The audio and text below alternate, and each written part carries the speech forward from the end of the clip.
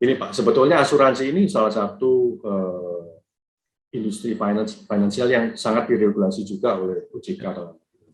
Jadi selama saya bergerak masuk dalam dunia asuransi tahun 2004 sampai sekarang, tiap tahun saya lihat perkembangannya memang luar biasa dari sisi regulator untuk melakukan regulasi ya, supaya bisnis asuransi ini berjalan dengan baik. Salah satunya adalah pada saat menjual produk apapun dengan term condition tertentu, kita tuh selalu lapor dan report ke OJK. Dan OJK selalu melihat produk-produk ini sebetulnya adalah jangan sampai dalam tanda kutip produk itu seperti kayak terlalu spekulatif Pak ya. Ngerti ya? Sehingga akhirnya terlalu spekulatif, menjanjikan sesuatu yang investasi yang gede dan sebagainya, terus buru-buru akhirnya tetap, tapi kenyataannya nggak ada. Nah, itu juga dicegah oleh OJK. Jadi sebetulnya sampai segitunya tuh industri dan regulator ini bekerjasama untuk supaya akhirnya tidak memberikan suatu produk-produk yang boleh dikatakan terlalu spekulatif.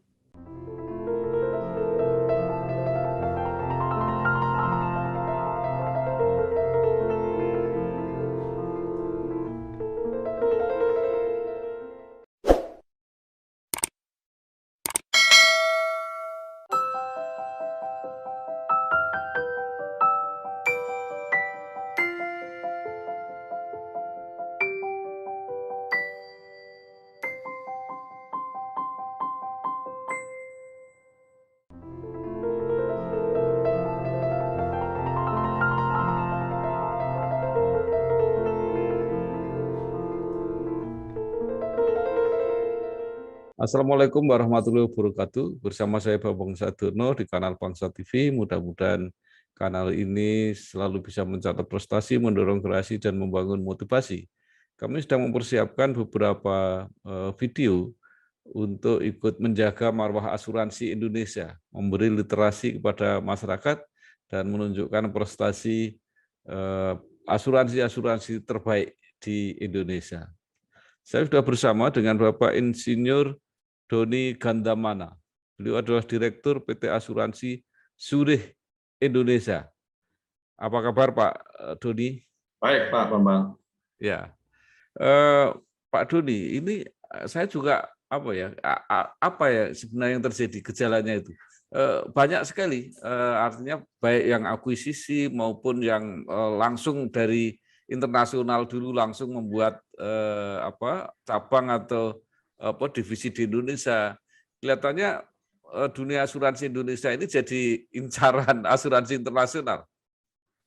Ya mungkin pertama adalah masalah market Pak. Jujur ngomong kan market di Indonesia itu besar sekali dengan jumlah penduduk 270 juta dan bonus demografi kita yang nanti dalam waktu dekat ya. Para pekerja yang mungkin hampir 80 juta kalau salah milenial. Itu orang melirik banyak ke Indonesia. Satu. Yang kedua adalah kebetulan penetrasi market insuran di Indonesia, kalau kita bandingkan GDP kita dengan asuransi ya, dari asuransi itu masih rendah sekali.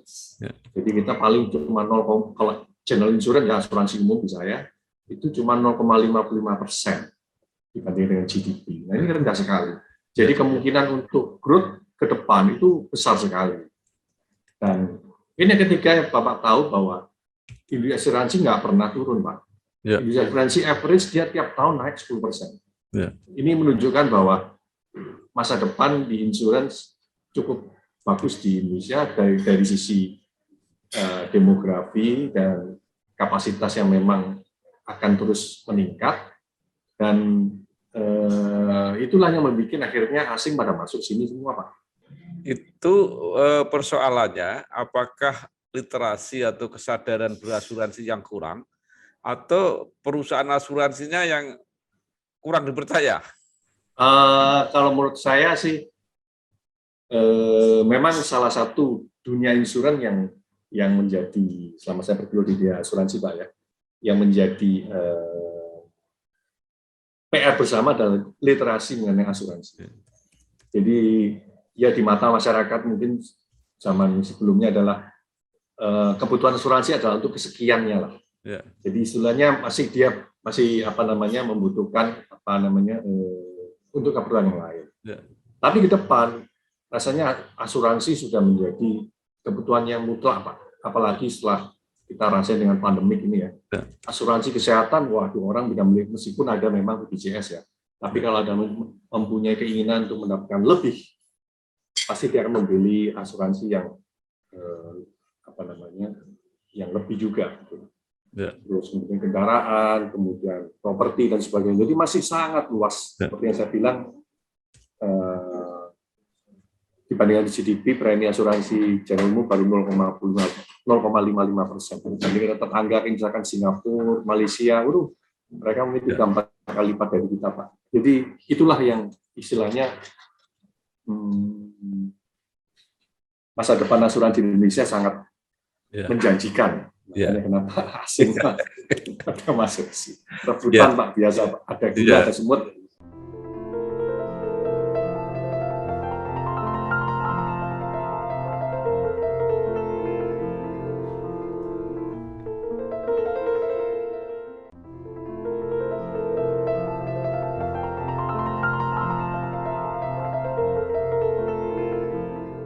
Betul. Nah, potensinya besar, tapi penetrasinya kecil. Tadi saya mencoba mengajukan apakah trust terhadap asuransi itu yang termasuk rendah di Indonesia, karena kan kita sering banyak kasus-kasus yang mengemuka yang membuat orang kecewa, ragu-ragu, atau takut berasuransi. Ya, memang sebetulnya perjanjian antara asuransi dengan nasabah itu ada di polis, Pak, sebetulnya. Jadi sebetulnya ini yang selalu menjadi PR bersama juga, bahwa sebelum membeli polis, alangkah baiknya customer atau nasabah itu, calon nasabah itu mengerti arti polis. Karena itu sebetulnya yang mengikat secara legal antara asuransi dengan pemegang polis, dari isi polis itu. Nah, ini yang sebetulnya kadang-kadang di awal sih oke-oke aja, ya udah asal teken bayar selesai. Jadi begitu ada klaim dan sebagainya, nah itu terjadi dispute, terjadi perbedaan, dan sehingga akhirnya ribut dan sebagainya. Nah, ini memang ada Pak seperti itu, tapi kalau dilihat dari persentage-nya memang ya masih bisa diiniin lah, cuman memang kadang-kadang ada kasus yang akhirnya jadi blow up dan sebagainya. Tapi sebetulnya dari sisi industri juga, kemudian regulator juga, kita juga ada yang namanya istilahnya badan independen, imparsial juga, yaitu Badan Mediasi dan Arbitrase Asuransi Indonesia yang memediasi kalau terjadi dispute. Kalau misalkan itu pun ternyata tidak ada kata sepakat, masih ada lagi namanya pengadilan data. Jadi sebetulnya ada mekanisme-mekanisme secara non-legal dan legal yang akhirnya bukan menguntungkan ya, tapi menjembatani kalau terjadi dispute antara asuransi dengan pemegang polis. Jadi itu Pak.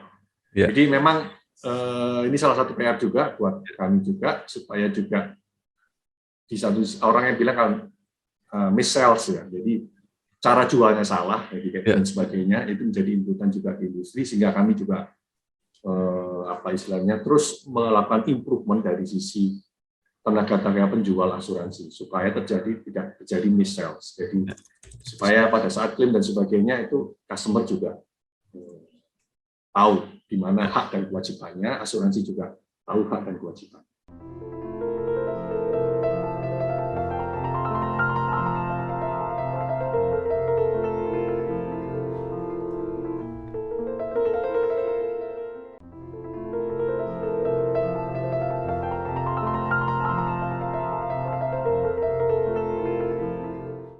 Salah satu yang sekarang sedang menjadi trending topik gitu ya, artinya sesuatu yang sedang banyak dibicarakan ini kan produk asuransi yang namanya unit link. Nah, saya lihat Zurich ini itu di ketiga-tiganya kan ada jiwa, ada kerugian, ada bahkan ada juga di syariah, di takaful ada. Nah, pasti dugaan saya juga menjual unit link. Ya. Nah, untuk live-nya ya. Itu sebenarnya apa, Pak? Apa dari segi sistemnya? Sistemnya itu memang sangat apa ya, sangat spekulatif atau sangat membuka kecenderungan dispute, atau hanya karena miss tadi di dalam penjualannya nggak diterangkan atau seperti apa gitu? Ini Pak, sebetulnya asuransi ini salah satu industri finansial yang sangat diregulasi juga oleh OJK. Jadi selama saya bergerak masuk dalam dunia investasi tahun 2004 sampai sekarang, tiap tahun saya lihat perkembangannya memang luar biasa dari sisi regulator untuk melakukan regulasi ya, supaya bisnis asuransi ini berjalan dengan baik. Salah satunya adalah pada saat menjual produk apapun dengan term condition tertentu, kita tuh selalu lapor dan report ke OJK. Dan OJK selalu melihat produk-produk ini sebetulnya adalah jangan sampai dalam tanda kutip produk itu seperti kayak terlalu spekulatif Pak ya. Ngerti ya? Sehingga akhirnya terlalu spekulatif, menjanjikan sesuatu yang investasi yang gede dan sebagainya, terus buru-buru akhirnya tegap, tapi kenyataannya nggak ada. Nah, itu juga dicegah oleh OJK. Jadi sebetulnya sampai segitunya tuh industri dan regulator ini bekerjasama untuk supaya akhirnya tidak memberikan suatu produk-produk yang boleh dikatakan terlalu spekulatif. Jadi itu Pak. Jadi kalau artinya sistem dan sebagainya, ya sistem sih memang membantu dari sisi monitoring, controlling terjadi klaim, dan juga itu sih nggak ada isu sih sebetulnya Pak. Cuman masalahnya adalah produk yang dijual ini seperti apa. Jangan sampai produk terjual ini terlalu spekulatif ya. Karena orang bilang kan high risk high gain, tapi lupa bisa juga high loss. Mereka lupa ini. Jadi tahunya oh ya high risk ya sudah lah kalau high-nya pasti itu, tapi dia lupa bahwa itu juga bisa high loss. Nah ini yang juga sebetulnya yang menjadi pemikiran dari industri juga, ya juga OJK juga, sehingga akhirnya kenapa setiap produk-produk yang jual ke masyarakat diuji dulu oleh OJK untuk memastikan bahwa jangan sampai terlalu menjual secara spekulatif, karena berbahaya Pak kalau spekulatif itu. High risk, high gain juga high loss. Nah, kalau sudah high loss, komplain pasti nantinya.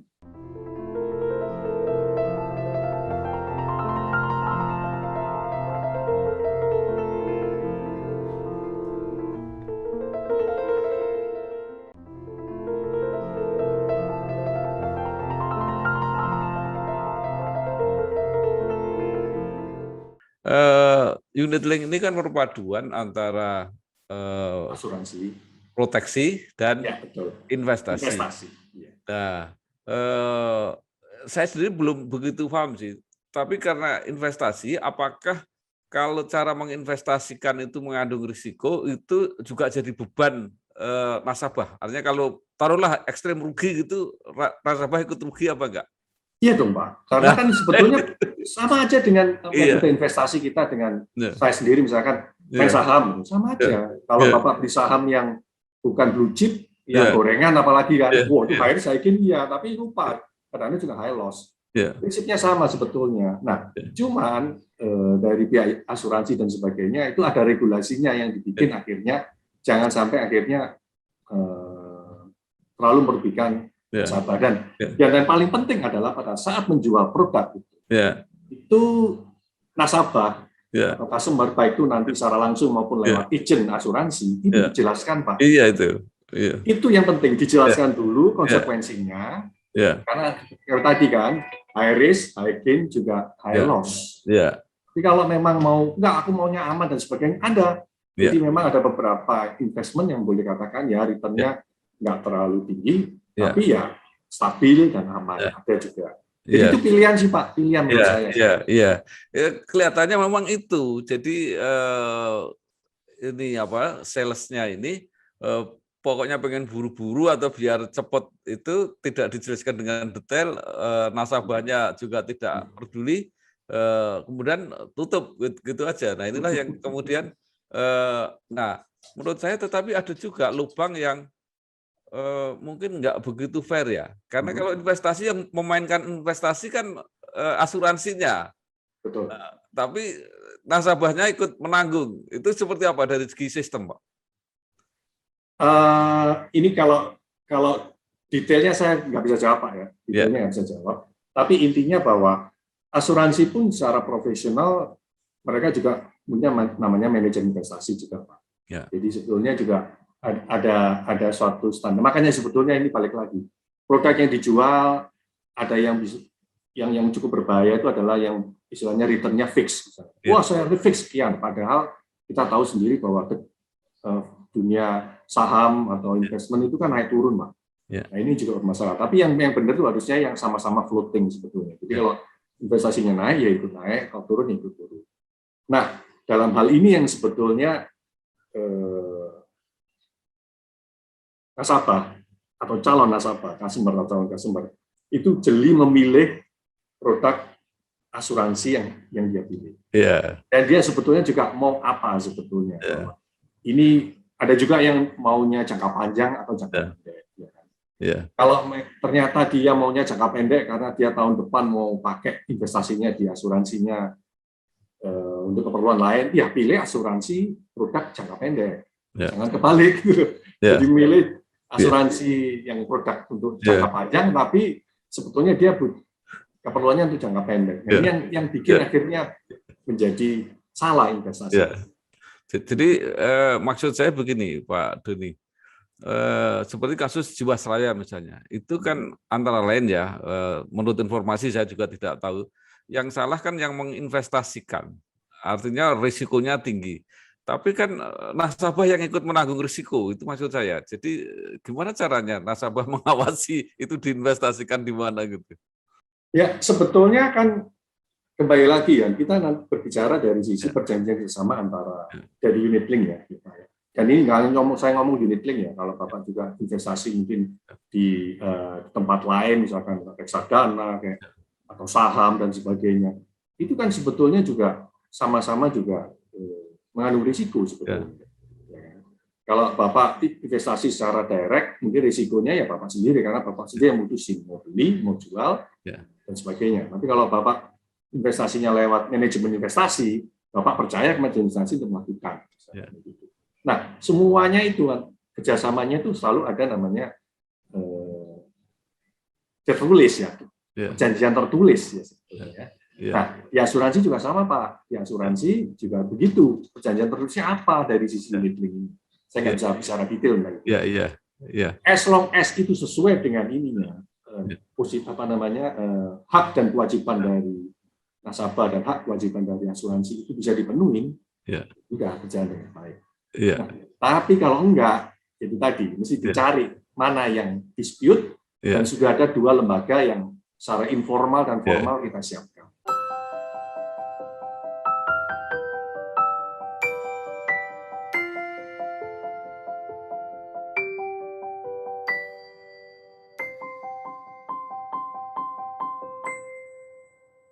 Pak Doni, ini juga ada, ini baru spekulasi ya, asumsi bahwa kenapa pemasaran asuransi itu menjadi seperti itu, karena agen-agen ini kan dirangsang oleh bonus.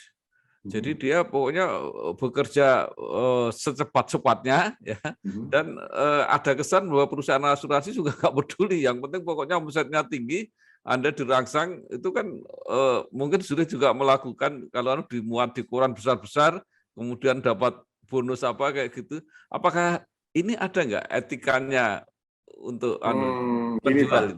Nggak segampang itu Pak, karena regulator dalam ini OJK sangat mengawasi asuransi. Jadi kita pun nggak mau akhirnya mis-sell misalnya gitu. Karena setiap ada komplain dan itu larinya ke misalnya media massa atau kadang-kadang juga langsung OJK loh Pak. Kita itu sebagai direksi dipanggil. Dan kita tuh sebagai direksi juga ada fit and proper juga loh Pak. Jangan lupa, saya ini jadi benar-benar kita ngawasi juga di internal kami, internal proses kami, supaya nggak terjadi mis-sell. Jadi nggak bisa terus seenaknya terus itu nggak bisa Pak. Kita tuh sangat diregulasi oleh OJK dan sangat diawasi OJK. Jadi sebetulnya itu yang terjadi. Jadi memang ada case dan sebagainya, ya mungkin inilah, tapi jangan terus akhirnya apa istilahnya orang Jawa, uyah gitu ya. Wah semuanya asuransi jelek, nggak juga. Justru karena ada yang jelek, nanti ada pilihan yang baik. Ada perbaikan, iya, karena itu akan menjadi concern dari OJK akhirnya dia mungkin wah iya ya, ini kayaknya ada loophole ya. Ya. Akhirnya dia bikin regulasi baru Pak. Ya. Jadi ini sebetulnya kerjasamanya seperti itu sih. OJK saya sudah wawancara dengan Pak Riz Winandi. Ya. Beliau mengatakan bahwa sekarang tidak cukup hanya tertulis, tetapi juga harus ada dokumen apa itu rekaman videonya ya. Harus ada. Nah itu seperti apa kali itu? Ya itu kan ini seperti banking Pak ya, saya tahu. Ya. Karena mungkin dianggap bahwa apa ya, perjanjian di atas kertas itu kurang kuat, padahal ini sebenarnya kuat Pak. Ya. Jadi kalau ada sampai pengadilan yang dilihat ada polisi. Nah, kalau itu akan menjadi kebaikan bersama, ya kita ikut aja juga, karena itu udah dilakukan di teman kita di banking Pak. Ya. Biasa. Saya kebetulan juga barusan mau ubah nama ini kan, terus padahal saya udah taken semua itu, tapi tetap ada yang namanya on call, saya di call, direkam juga untuk memastikan bahwa saya benar tanda tangan di situ. Ya kalau itu memang demi kebaikan bersama dan mengurangi impact dari apa namanya ketidaktahuan nasabah ya, karena kan nasabah kan di call kan, bener nih udah baca polis ini apa dan sebagainya. Aku sih Pak, oke aja sih, kita juga apa namanya mengikutin lah, karena itu demi kebaikan bersama lah Pak, supaya enggak tambah lama tambah banyak dispute.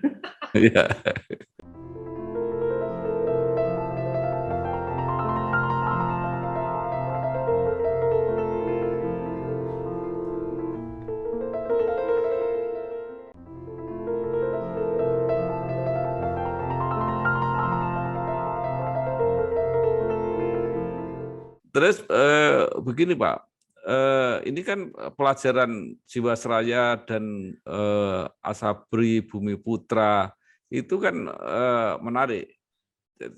Jiwasraya kemudian diambil alih oleh pemerintah karena itu milik pemerintah. Pemerintah menyediakan uang sampai lebih dari 20 triliun untuk mengganti itu.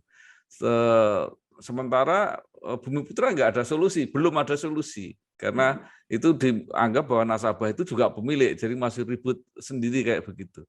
Nah sekarang kalau untuk swasta, kalau seandainya terjadi seperti itu, solusinya seperti apa? Kan nggak ada seperti bank, nggak ada lembaga penjamin asuransi gitu.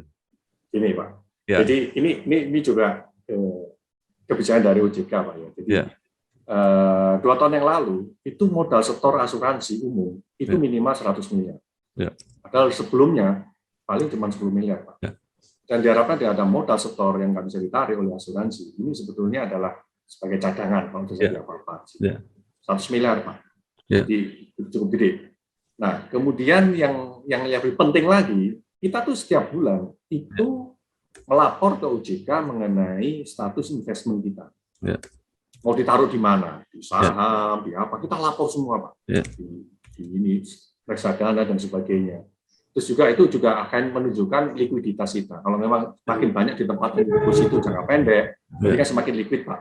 Jadi kalau terjadi apa-apa diklaim di bulan ini yang mendadak besar karena mungkin bencana alam dan sebagainya, asuransi diharapkan mampu bayar.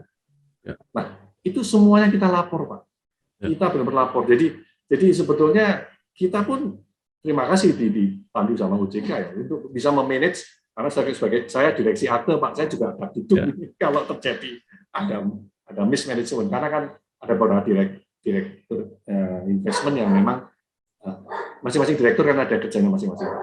Nah, dengan ada regulasi yang cukup ketat kayak gini, saya sebagai direksi terbantu Pak untuk memastikan bahwa company ini harus insurance ya, industri asuransi ini benar-benar dimanage dengan baik. Jadi itu Pak sebetulnya. Jadi nggak semudah itu akhirnya, udah semua investasi kita beli saham gorengan, nggak bisa Pak, nggak bisa seperti itu. Bisa. Dan juga ada juga kepentingan dari pemegang saham ya. Pemegang saham juga nggak mau akhirnya di manage perusahaannya ini dengan apa ya, dengan terlalu agresif ya maksudnya. High risk, high gain, ujung-ujungnya high loss. Ada juga yang mengatakan memang tidak mungkin investasi dari perusahaan-perusahaan asuransi itu tidak ditaruh di pasar modal, tidak ditaruh di pasar saham. Maka sebagian besar pasti di situ. Nah, maka ada persyaratan itu harus dilakukan dengan penuh kehati-hatian, gitu ya. Betul, Harus betul, prudent. Nah itu betul. yang ngawasi siapa Pak kalau memilih memilih investasinya itu? Nah, ini yang sebetulnya adalah sangat saya bicara adalah transparansi. Ya. Dan kita pun data-data setiap bulan malah kita tuh selalu report ke OJK, dan OJK kan buka semua. Dari situ sebetulnya teman-teman atau ini juga bisa tahu, tadi Google kan ketahuan. Bisa dilihat aja selama let's say 5 tahun, 10 tahun ke belakang, itu penghasilan dari investment berapa dari company ini misalnya. Ya. Kalau itu stabil Pak, stabil misalkan rata-rata 4%, 5% ya sepanjang tahun, artinya asuransi ini memang prudent dalam hal policy investment. Tapi kalau tiap tahun bisa terus turun lagi, turun lagi, naik turun, nah berarti itu sebetulnya dia sangat agresif dari sisi policy investment. Itu sih Pak. Jadi sebetulnya pilihan sih. Dan ini memang benar-benar era keterbukaan. Semua data dari asuransi memang diminta oleh OJK, dan OJK juga membuka juga. Jadi masyarakat bisa memilih.